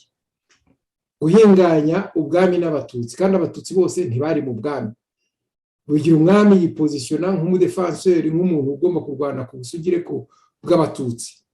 Uwo nguwo turabizi yari ubwo bita pere spirituel, nka se w'abatisi, mbese mu idini ni nka se wa Habyarimana. Hari Padiri Kageyo, hari Padiri Kageyo wari kire wa Rambura, uwo yagendaga kwa Habyarimana nk'ugiwe rwose. Katabarwa murabona ukuntu yakomeye kuva ingoma yose ya Habyarimana. Urabona kaje guhakwa n'umuntu ukisi wavuye de nulle part, ntabwo yarazwi, ntabwo yari umuntu wacuruje, ntabwo ari nka Bakabuga babanje gucuruza ibitebo bagacuruza umunyu. Yahoze ari mwarimu, ngenda muzi yigisha ku Musanze, yigisha muri college yo ku Musanze. Bon, donc abo ngabo ubu nakubwiye ko hari kwiyongeraho bariya bo kwa Rwigara n'abandi tutazi, wenda hari bariya uyu muririmbyikazi nindera, ariko kuki nsigaye ni Agnes Kayirebwa. Kayirebwa, hari Bakayirebwa. Abo Bakayirebwa bari inshuti za Kanziga, inshuti magara, ari n'inshuti magara zo kwa Sagatwa. Urumva? Donc mu by'ukuri hari umuntu wigeze kumbwira ati system twari twarayimetirije ku buryo icyo twashakaga cyose twarakibonaga. Ni ukuvuga rero ko nta kuntu wa mugani ba Habyarimana bari kujya kugura intwaro, kuko bumvaga ikibazo cy'impunzi bazakizereza ruva mu kivandimwe. Urumva? Kubera ko abo barunari bari abavandimwe babo. Ariko binahereye muri ya filozofi y'umuturage w'umunyarwanda utekereza umuryango we mbere yo gutekereza igihugu. Haba havutse amakimbirane hagati y'umuryango, bakaba bagomba kuyakemura, mbese kubaho ni ukubana. Nanone umuntu ubaye inshuti yawe akababaye, ukaba ugomba kumwizera, utamwizera akaba ari nkaho nta bucuti umufitiye. Iyo ni filozofi, iyo ni imitekerereze y'umunyarwanda gakondo, kandi iracyaturimo. Donc nta kuntu nk'icyo ngicyo, urumva Habyarimana ntiyari kwiyaruma, kandi azi ko abo barunari yari yumva igihugu, mbese icyo kibazo cy'impunzi azagikemura mu kivandimwe, bya bindi bya culture populaire. Aruko abarunari bo bari bariyemeje bavuga bati icyo gihugu, iyo ngoma y'abahutu tuzarinda tuyirinda. Ngarutse inyuma gatoya, ndagira ngo mbwire abantu bazajye kumva ubuhamya bwa General Bemo Habyarimana kuri radiyo Isi n'Ijuru mu kiganiro cya kabiri Nshushanyiriza u Rwanda wifuza. Yaratubwiye ko igihe yigaga muri Ecole de Guerre mu Bubiligi, bajyaga kunywera mu kabari k'umugabo witwa Kabarira, wari uzwi nk'umututsi. Ariko ndumva Habyarimana yavuze ko umugabo akiriho, ko rimwe yaje akababwira ati buriya Habyarimana yadukoreye akazi, ati kuko ikintu cya mbere yigijeho Kayibanda, yadukijije Kayibanda. Icya kabiri yadusenyeye Parmehutu. Urumva? Ati umwanzi wacu ari Parmehutu, umwanzi wacu ari Kayibanda, ati kandi Habyarimana yamutuvaniyeho. Nabyo ni ibintu bizarre. Ni gute ko ngewe nayigaga muri 4e Latine muri 73, ubwo nari mfite imyaka 16, batubwiye bati habaye kudeta. Naradagazwe, ndavuga nti igihugu kigiye kujya mu ntambara, abantu bagiye kurwana. Ariko bigeze ku mugoroba kuri radiyo numva bavuga ngo yabaye kudeta sans effusion de sang, nta maraso amenetse. Ubwo yewe sinakunda gusenga, ariko icyo gihe narasenze, ndavuga nti noneho rero Mana rwose, reka ubwo Habyarimana yatsinze bari abanyenduga, yabavanye ku butegetsi, rwose nta mpamvu n'imwe yo kujya kubica. Ariko nk'uko ubizi abo banyenduga barishwe bavanaho. Abo ngabo nibo bari bagize Parmehutu. Nanone ni ibintu bizarre. umuntu watsinze wavanye ku butegetsi utakiri endanje umwica ngo bigende bite. Aho rero nanone mbonamo akaboko k'abarunari bababwiye bati niko ingoma zima, ntabwo wakwima, ntabwo ingoma yawe yafata udatse awuvanyeho. Hari ibintu by'ibyemezo byagiye bifatwa, nkubwiye icyo ngicyo cyo yicwa ry'abanyapolitike bo kuri Repubulika ya mbere, nkubwiye iyicwa ry'abatutsi muri 1972, iyicwa ry'abatutsi muri 1972. Amfeti General Habyarimana muri icyo kiganiro avuga ko amfeti baba runara rero bari babifitemo uruhare rukomeye, bagira ngo bongere amaboko yabo, mbese batume abatutsi bari mu Rwanda babashyigikira, babakorera. Uri kumva? Donc ikindi ni uko nguko nta kuntu kuba ufite impunzi mu bihugu limitrofe, ingabo zawe ntuzigurire intwaro, nibura kugira ngo uriya mu premier ministre wo muri Singapore Lee Kuan Yew yaravuze ati twebwe Singapore turagahugu gatoya, ati none iyi si, kuri iyi si ibifi binini birya udufi dutoya, udufi dutoya tukarya ibyo bita les crevettes. Ati twebwe rero tugomba kuba agakrevete karimo uburozi, ati ku buryo uzashaka kutumira azarwara, ati ku buryo uzashaka kutumira bizamugwa nabi. Barahera kuri zero, bubaka ingabo zikomeye. Ubu ngubu Singapore ni igihugu gifite une des meilleures armées du monde. Kubera iki barabazi turi batoya, dukikijwe n'abantu, ibyo tuzageraho byose ça va faire l'envie des gens y'ibihugu duturanye, za Indonesia, za Malaysia, za Philippines, tout ça. Ati rero twe tugomba kwirwanaho. Wareba mu Rwanda rero igihe bagombaga gutyaza ingabo, bakazigurira ingabo, bakaziha agaciro, zikaba ingabo moderne, bo ntago baguze intwaro.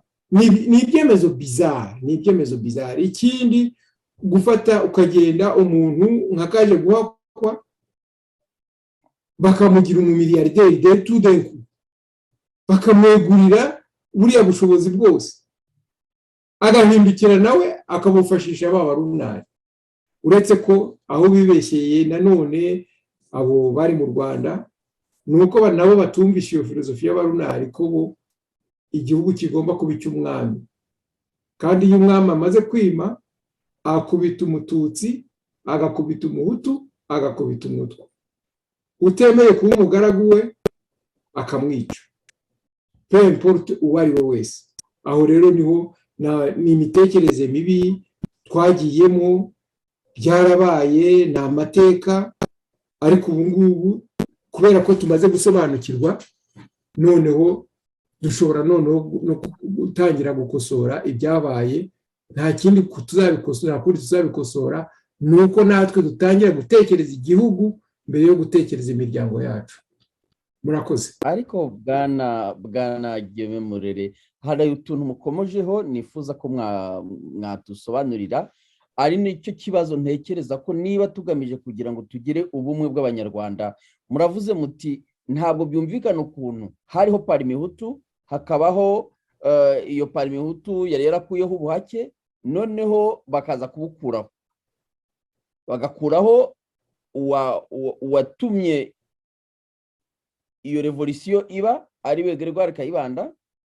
Noneho uti ntabwo numva n'impamvu yishwe, ariko muri ukuntu musesengura mu busesenguzi bwanyu muravuga muti ibyo binosha ko hari abantu bari babiri inyuma nabyo, ko ntibyumvikana ko nk'uwo muntu yavuze ati koko Habyarimana yadukoreye umuti, yadukemuriye ikibazo. None icyo kibazo abantu badasobanukirwa, batazi uko byagenze, akaba uyu munsi wa none ari ibintu bikomeje guteza amakimbirane. Wumva ibintu by'ubwicanyi byo muri 1973, cyane cyane iyo mvuze kuri revolution, ikaba ikurura amakimbirane ya buri munsi y'Abakiga n'Abanyenduga. ku buryo usanga nabyo biri mu bintu byabaye inzitizi. Icyo kibazo cyo mu kivugaho iki Bwana Gihombi? Justement, donc urumva ni ya filozofi twatekerezaga. Bakayibanda bamaze kugira hari cya giparu naguhaye en privé, umbabarire ngisubiremo. Yego. Twari muri 3e latine, twigishwaga muri cours de religion, twigishwaga na Padiri Misago, uyu nguyu wabaye musenyeri wa diocese ya Gikongoro. Noneho umuseminari witwa Nzabakiriho Cyprien aramubaza ati, Padi, ati ndagira ngo nkubaze ikibazo, ati kandi unsubize. Noneho Padiri aramusubiza ati, Misago, ati mbaza ikibazo cyawe, nta kibazo kibi kibaho, habaho gusubiza nabi. On dit qu'il n'y a pas de mauvaise question, il n'y a que de mauvaises réponses. Bon. Ubwo Nzabakiriraho ati, Padi, wansobanurira impamvu hari abapadiri bimbwa? Ntayo. Ubwo twese tugwa mu kantu, turavuga tuzi nguyu bagiye kumwirukana tu. Ariko Misago amusubizanya rwose nakwita ikinyabupfura, ntiyamurakarira. Nuko aramubwira ati, ndagira ndagusubiza nkurikije interuro ya mutagatifu, sinzi niba ari Saint Thomas d'Aquin, ariko sinibutse neza mutagatifu wari we, ivuga ngo la grâce ne change pas la nature de l'homme. Impano y'Imana, la grâce, ntihindura kamere, siyo ihindura kamere y'umuntu. Ati kuba hariho umuseminari w'imbwa, guhabwa ubupadiri sibyo bizamugira umugabo. Ati ikibazo rero si uko hariho abapadiri b'imbwa, ahubwo nuko hariho abaseminari b'imbwa. Ati niba ushaka kuzaba umupadiri w'umugabo, hera ahangaha ube umuseminari w'umugabo. Natwe rero iyo mbyapitseho, bariya abaperezida bacu bava muri twe. Mbere yuko baba perezida baba ari abaturage nkatwe, bafite imitekerereze nk'iyacu. Niba dufite imitekererezo mibi, n'aba bategetsi bacu, hari probabilité, chance nyinshi ko bazaba abategetsi bafite imitekerereze mibi, kubera ko bavuye muri twebwe abaturage. Donc ikibazo ntabwo ari uko dufite abategetsi babi, ikibazo ni uko twebwe tugomba guhera ubu ngubu duharanira kuba abaturage beza. Abaturage beza ni umuturage urwanya ivangu, ni umuturage utekereza igihugu mbere yo gutekereza umuryango we. Yabona ibintu bisenya igihugu, byawe niya slogan Padiri Nahimana ajya tubwira ati mucane ku maso, tugacana ku maso, twabona umuntu usenya igihugu tukamwamagana, tukamwamaganira kure. Umuntu uvangura uwabasenya igihugu, ababiba amacakubiri hagati y'abanyarwanda. Umuntu urya ruswa akiba umutungo wa leta, uwo nguwo abasenya igihugu. Umuntu niba umwana yatsinze ishuri mwakoresheje ikizamini cy'akazi cyangwa se ikizamini cy'ishuri, uwatsinze mukamwigizayo, mukimika umwana wo akazi, mukagaha umwana wanyu cyangwa inshuti yanyu, icyo gihe ubusenya igihugu. Dufite modeli ya fonctionner, ni ya modeli ya Singapore. Ndashishikariza abantu bose kuzasoma igitabo cya Premier Ministre Lee Kuan Yew, From Third World to First. Ukuntu bavuye mu byo bita ibihugu bikennye, ubu ngubu bakaba ari mu bihugu bikize ku isi. Umutungo wabo mbumbe PIB wari amadolari 650 muri 1965. Ubu ngubu uri mu bihumbi 50 by'amadolari, mu gihe mu Rwanda umutungo mbumbe wacu ukiri ku madolari 800 ku mwaka, kandi twari kuri presque même niveau na Singapore muri 60. Naho ngaho mvuga ducane ku maso, ibyo twavuze si ukugira ngo dutere amabuye ababibayemo, kuko niba koko twarategetswe n'abantu b'intamenya ariko twarabemeye baradutegeka tubakomera amashyi, nibyo navuze. Ku bwa Habyarimana twaririmbaga uwanga fondateri ntakarubemo. Natwe twabaye intamenya, twabaye abantu batareba kure. Hari ukuntu umuntu yabisobanura, ariko nous sommes responsables au même titre que Habyarimana, kuko twaramuretse akora ibyo ngibyo, ayo makosa yayakoze tuyareba turayemera. Ubwo natwe nous sommes coupables. None se bigende bite? Nta kindi ni ukwibabarira. Ejo bundi mu kiganiro natanze ku Ikamba navuzemo ibyo bita problem solving skills, uburyo bwo gukemura ibibazo umuntu ahura nabyo. Nabivanye mu gitabo cyitwa The Road Less Traveled, Le Chemin Moins Fréquenté, cyanditswe n'umwanditsi w'umunyamerika witwa Scott Peck. Kiri kuri Amazon, abashaka bakigura. Muri izo problem solving skills harimo ikintu cyo kwiyizera, kumva ko uri umuntu, ko waremwe n'Imana, ko wabyawe nk'uko n'undi yabyawe, ko waremwe n'Imana nk'uko n'undi yaremwe n'Imana. Ubu muri iki gihe abanyarwanda benshi usanga bitwara nk'aho atari abantu, akumva agomba kujya guhakwa ku wundi muntu ku bwende bwe. Urahakwa ku wundi muntu ku bwende bwawe kuki? Imana se yamuhaye ubundi bumuntu itaguhaye? Kuki utararwanira kuba wowe ukarya ibyo wakoreye? Icyo ni ikibazo cya mbere. Problem solving skills ni ukuba ni self esteem. Icya kabiri, iyo self esteem izana kuba responsable, kwemera uruhare rwacu mu byatubayeho. Ni byiza ko wenda byatumerera neza kwirirwa dutera amabuye Habyarimana cyangwa Kayibanda, ariko natwe twabigizemo uruhare. Donc umuntu agomba kureba uruhare rwe mu bibazo byamubayeho cyangwa bimuriho. Uruhare rw'abandi nta control abifiteho, ariko uruhare rwe arufiteho control. Iyo atangiye gukosora ibyo ngibyo, ubwo uruhare rwe bya bibazo abivamo. Icyo ni icya donc cya gatatu ni navuze responsabilité. Icya kabiri ni ukwireba mu ndorerwamo, facing reality, ukavuga uti hariya nabaye intamenya, hariya nabaye igicucu, nabaye ikigoryi, hariya nabaye imbwa, ukabyemera. Iyo umaze kubyemera utangira na processus yo kubikosora. Icya gatatu ni ukwiha igihe ni ngombwa, ibintu byose by'ingirakamaro bitwara igihe. Abantu bashaka kugira ntabwo ibibazo dufite tuzabikosora overnight, ariko ni processus ndende, ariko nitubikora neza tuzayitsinda, iyo ntambara tuzayitsinda. Icya kane ni ukumva ko turi abantu, ibyo twakora byose dushobora kwibeshya.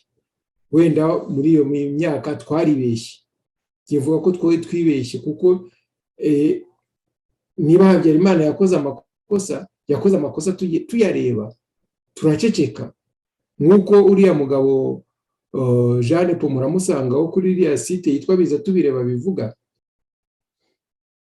bica bariya abanyapolitiki bo kuri Repubulika yo hambere.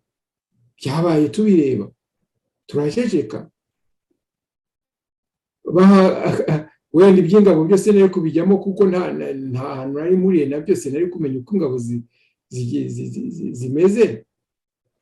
Ariko nanone biriya byo gufata kaje guhakwa bakamuhariye amafaranga yose bakamugira mu miliyarderi, byabaye tubireba turaceceka.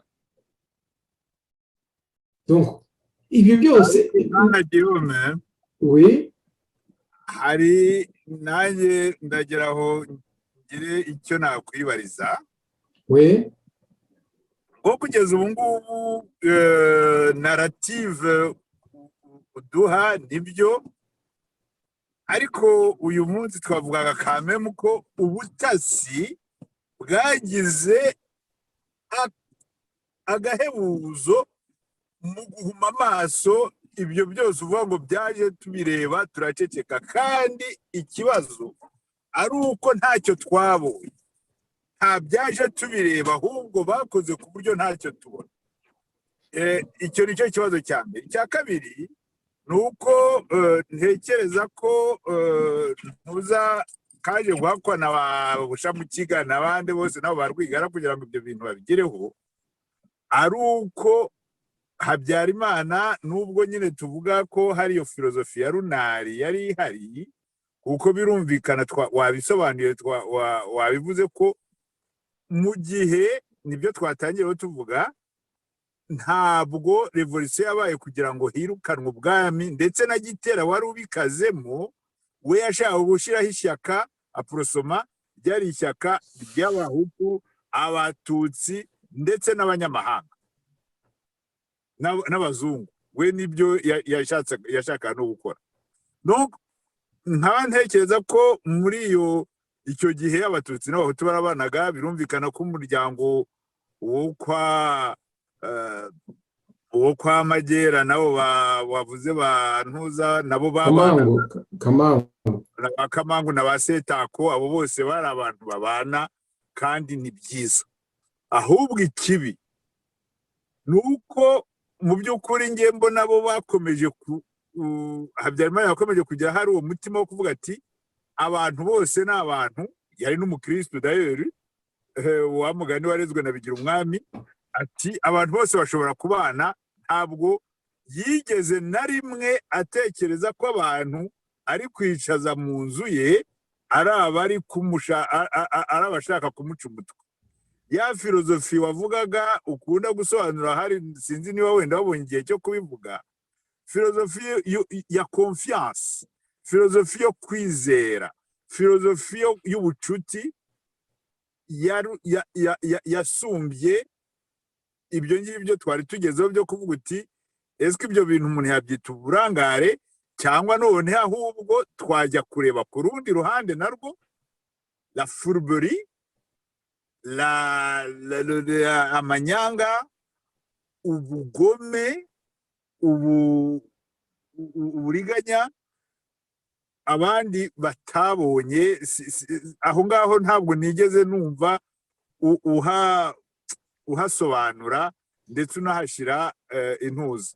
Ni byiza ko abantu bamanze birebe ngo bagire responsabilité, ariko ntabwo ushobora kuba responsable avec les irresponsables. Ntabwo ushobora kuba honnête avec les malhonnêtes. Aho ngaho ku kantu nagira ngo wenda nako tugakomozeho, kuko dushobora gukoma urusyo ntidukome n'ingasire, ejo tukarya ibiheri. Murakoze. Oui, ariko ndumva nabikomojeho ko uko kubana, uyu mubano mwiza umuryango wa Habyarimana n'abo kwa sebukwe bari bafitanye, umubano mwiza bari bafitanye n'abo barunari, ntabwo byari bibi. Ariko kuri iyi si tugomba kumenya ko hariho ibyiza hakabaho n'ibibi. Umuntu ntabwo azagutera mu rugo rwawe ashaka kurukwirukana ngo uvuge ngo ngewe ngo uriya muntu ngo wowe kumurwanya. Ngewe ubwo ni iyindi etape ya mbere ni ukwimenya nyine, ukagerageza kuba umuturage. Ariko ntabwo ugomba kuvuga ngo abantu bose ni beza, hari no kuba intamenyi. Navuze ko ubutegetsi bwa Habyarimana ndetse n'ubwa Kayibanda babaye intamenya. Ntabwo navuze ngo umuntu ntabwo wamubwira ngo ni ikosa ryawe kandi ari uko atabizi. Abatabizi bicwa no kutabimenya. Twakomeje muri wa muco wacu wa giturage w'ikivandimwe, wo kwizerana, wo gushaka kubana neza. Ndumva nabisobanuriye Bonheur, aho navuze nti Habyarimana yumvaga ikibazo cy'impunzi azagikemura mu kivandimwe anyuze muri uwo mubano mwiza n'abo barunari. Ariko bakibagirwa ya filozofi y'abarunari ikomoka ku bwami, ko umwami atagira inshuti ahubwo agira abatoni n'abanzi, ko ingoma ari ryo juru bagomba kurwanira byanze bikunze. Ingoma ni ukuvuga kugenda ugategeka abandi ukabagira abagaragu bawe, hanyuma iyo ngoma ukazayiraga umwana wawe ndetse ukanayagura uko ubishoboye. Nizo zari misiyo ebyiri. Icyo kintu si Kayibanda wenyine cyangwa Habyarimana wenyine, twese twari mu Rwanda abenshi dimwe cyarabacitse ntibakirebye. Dore n'ibyo ngibyo navugaga, ibyo wari uvuze, ubutasi bwabayeho kandi bwagombaga kubaho. Ku isi hariho ababi n'abeza. Ntabwo rero wavuga ngo nzabana n'abeza gusa, ngo nzakora nk'aho ku isi hari abeza gusa. Hari ibisambo, hari abicanyi. Niyo mpamvu mu bihugu byose haba polisi, ni ukubera ko hari abantu babi, hari abantu bazakora nabi, bagomba kwirinda. Aho ngaho niho mvuga, ntabwo blame nyishyira ku bategetsi bonyine, natwe abaturage dumwe twebwe twari tujijutse nyishyira, kuko byarabaye. Atuka nkanjye nkabibona, nivuge niwe kuvugira undi, ariko ngaceceka kugira ngo mpemuke ndamuke. Nageze muri Canada muri 1993, nashobora kuvuga ubutegetsi bwamerera nabi ntakubuhunza, ariko mu mitekerereze yanjye nabo ngo ceceka, uzibonera uzarangiza amashuri yawe utahe ubonera akazi keza wikorera ubuzima bwawe. Naho ngaho mvuga ko ngewe ndivuga, ntabwo ndavugira undi. Nge mvuga ko nanjye nabaye sitive ikigwari, ariko ntekereje n'abandi ba professeur d'université, abihaye Imana, donc ntacyo twavuze kugira ngo ibiriho bikosore. Niyo mpamvu nge nemera iriya slogan ya Padiri Nahimana iti cana ku maso utobora uvuge. Nicyo nabivugaho. Nawe ubutasi bwo none se ba Kagame bagomba kubikora nyine, none se ko bari babyiyemeje. Murakoze cyane, ndatekereza ko kubikora bakaza bagakora umugambi wo kuturimbura, nibyo ugomba kuvuga ngo bagombaga kubikora. Ngewe oya, barabyiyemeje, barabyiyemeje. Reka twumvikana, ariko none se umuntu yiyemeje gukora umugambi mubi wo kurimbura abantu, ntabishima ngo barabyiyemeje nkavuga ngo bagombaga kubikora, cyangwa ngomba kubigaya nkabikonda? Nge se nigeze nshyigikira ubwicanyi badukoreye, ngewe ntibampekuye. Ariko umuntu niba avuze ati ngewe ruriya rugo rwa Kanaka nzagenda ndupfumure ndwigarurire, ngo gukira byiyogeza gukinga.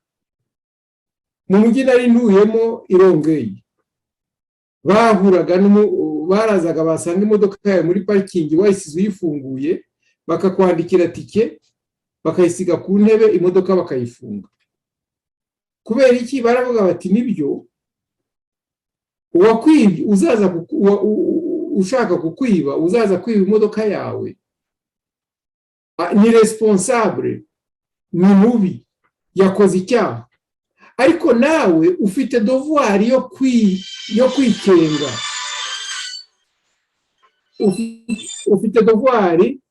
ufite devoir yo kwirinda. Aho rero ntabwo twirinze, ntabwo ari ukuvuga ngo ndagororifiye ko batwishe, no. Icyo mvuga ni uko tutirinze, twaragombaga kwirinda. None se mbigenze gute? Ubu rero nitwirinde, nicyo n'iki kiganiro kikabye. Nta nubwo mbihakana, icyo nge nashaka kuvuga nuko tubivuze tukabyumva mu gice kimwe, ushobora kwibwira ko ubutegetsi bwagiye kubera ko hari abashatse kubutanga, alors que ubutegetsi bwagiye kubera ko hari abari bariyemeje kubufata kandi bakoresha uburyo bushoboka bwose byanaba ngombwa bagafata bando bagashyira ku maso y'abagombaga kureba. Nibyo aho ngaho nanjye ndagarukira Murere mvuga inti nibyo koko hari uburangare bwabaye, hari ubuhumyi bwabaye, ariko ntabwo ari teroma aho ngaho wenda ndashyiramo akaniwatsi, ntabwo ari teroma ubugoryi cyangwa se ubucucu bw'abatarabonye.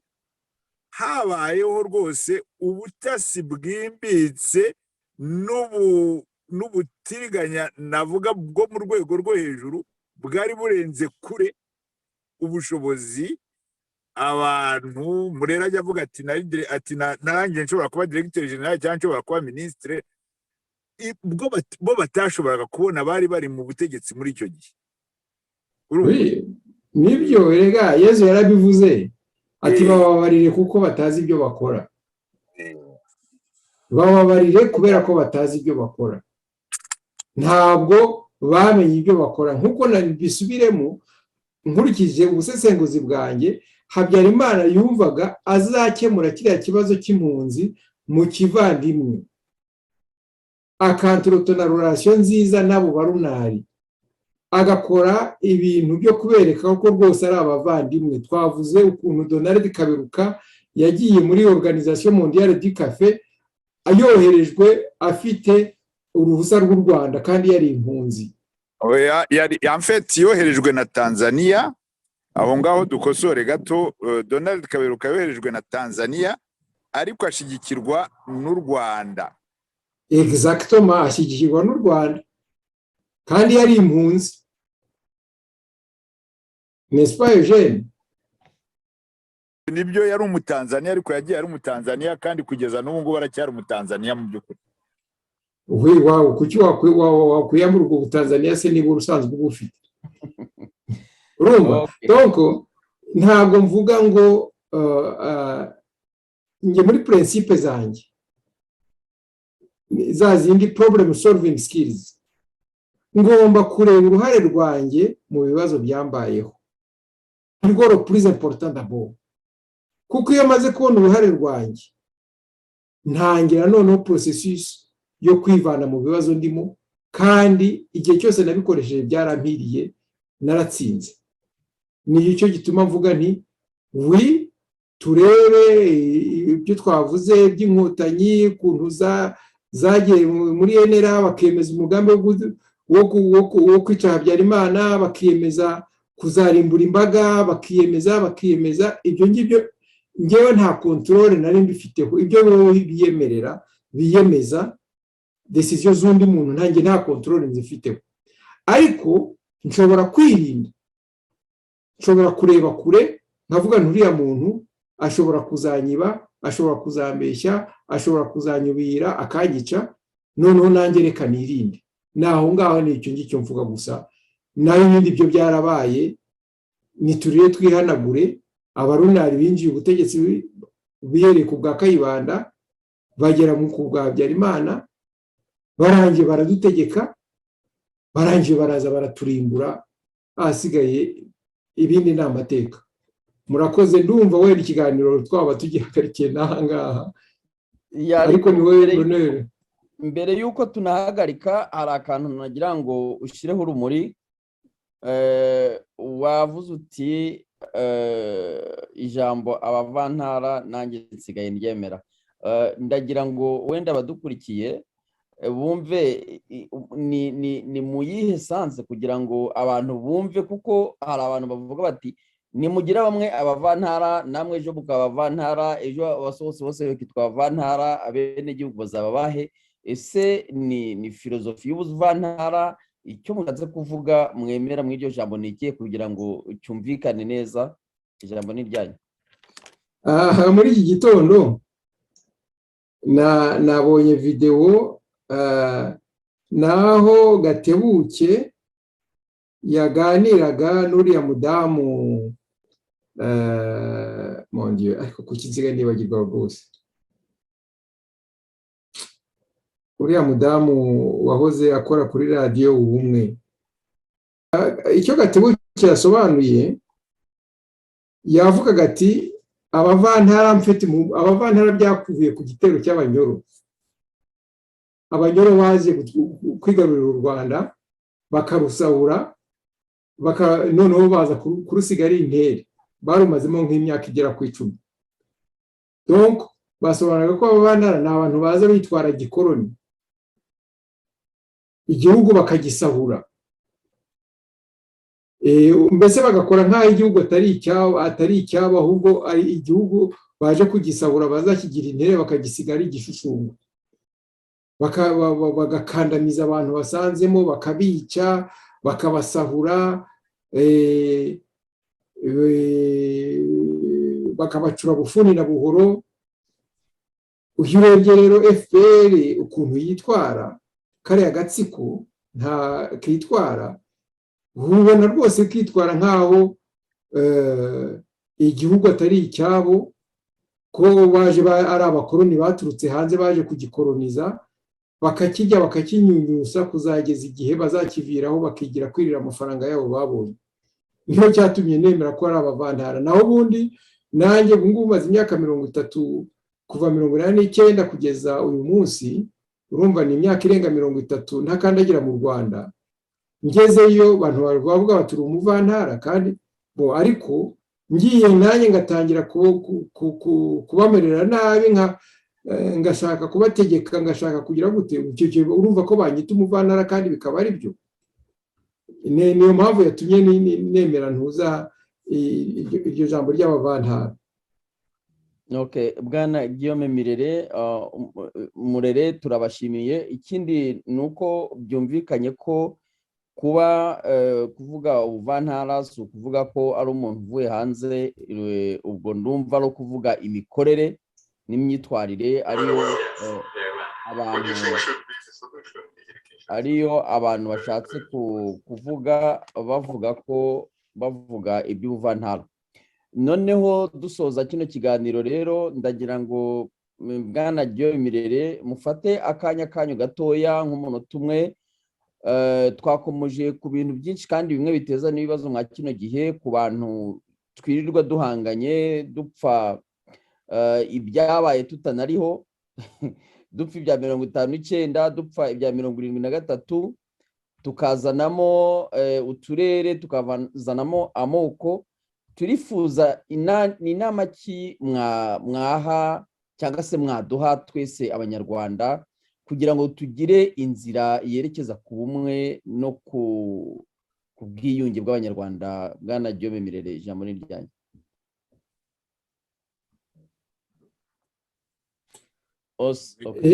Intuza inama nayitanze inshuro nyinshi, ni uko twacana ku maso tugatobora tukavuga, ibibi tukabyanga. Twabona hari ikibazo muri uyu umwuga nakoraga, mu kazi nakoraga, ngewe nari examinateur de brevet. Babwiraga umunyarwanda bati, babwira umuturage bati, saba ibyo ushaka byose,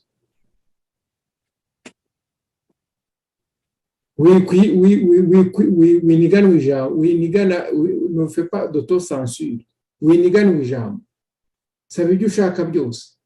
Noneho twebwe nka systeme, nka guverinoma, tuzareba niba ibyo usaba bifite ireme, bifite ishingiro. Nidusanga bifite ishingiro tuzabyemera tubiguhe, nidusanga bidafite ishingiro tuzabikwima. Ariko wowe saba ibyo ushaka byose.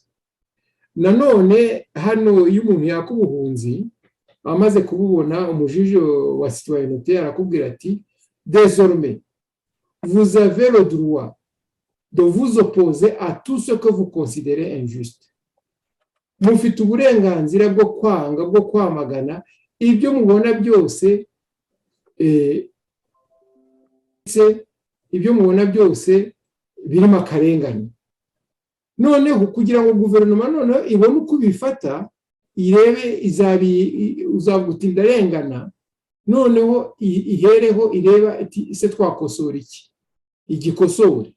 Ntago bashaka ko haba ikintu cya autocensure ngo uvuge ngo sinshaka kwiteranya, sindi buvuge. Barakubwira ati ahubwo vuga.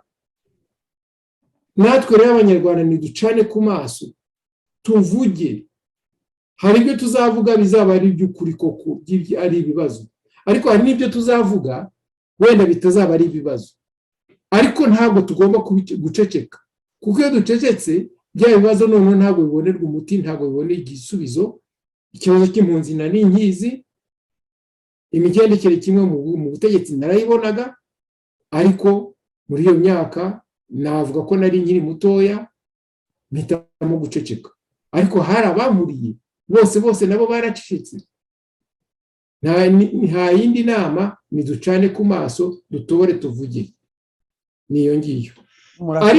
Ariko twongereho dutekereze igihugu mbere yo gutekereza imiryango yacu, kuko igihugu nigisenyuka nayo miryango yacu izasenyuka nk'uko amateka yabitweretse. Murakoze cyane, muti ducane ku maso dutobore tuvuge, ariko dushire igihugu imbere ya byose kuko ariyo ngobyi iduhetse. Bwana Eugene, mushobora kugira icyo mubwira abanyarwanda baduteze amatwi na muri mbere yuko dusoza kino kiganiro? Mbere wenda ko uko Eugene afata ijambo, yego, wa mudamu ni Chantal Mutega yaganiraga na Gatebuke muri iki gitondo, noneho Gatebuke asobanura abavantari icyo bivuga, ariko n'abandi benshi bari barabisobanuye. Nanjye imbere y'iryo jambo sinarikoreshaga, ariko nibyo urebye ukuntu buriya butegetsi bwitwara kariya gatsiko, ubona ko ari nk'abantu b'abavantara baje nta nubwo mvuga ko ari n'abakoloni, ni n'abakonkera, ariko wagira ngo u Rwanda barashaka kurwihera amahanga. Hari ntabwo bashaka kuruha Abanyarwanda, bashaka kurwihera amahanga, simbizi.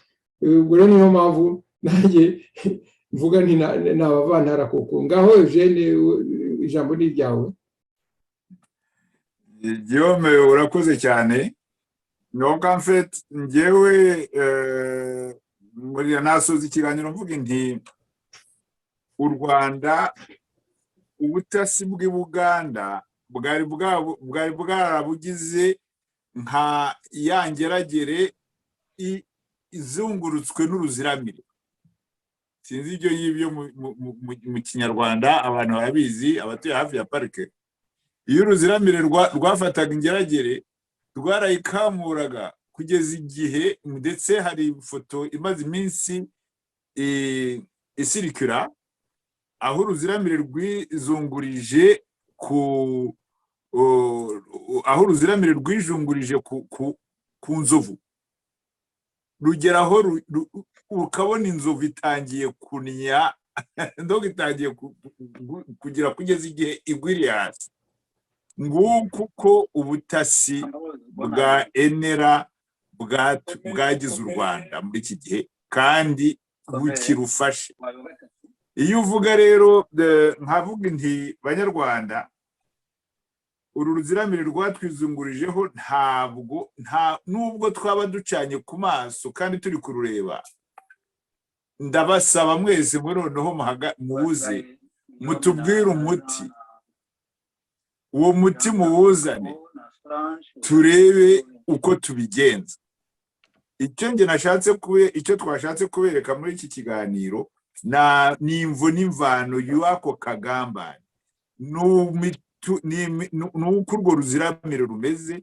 Nubwo data tuvuga ko byaba ari ngombwa ko rubaho, ariko mumbwire ukuntu ibintu bivuga bati hari American acceptance, hari American position, tuzabereka mu biganiro bizataha.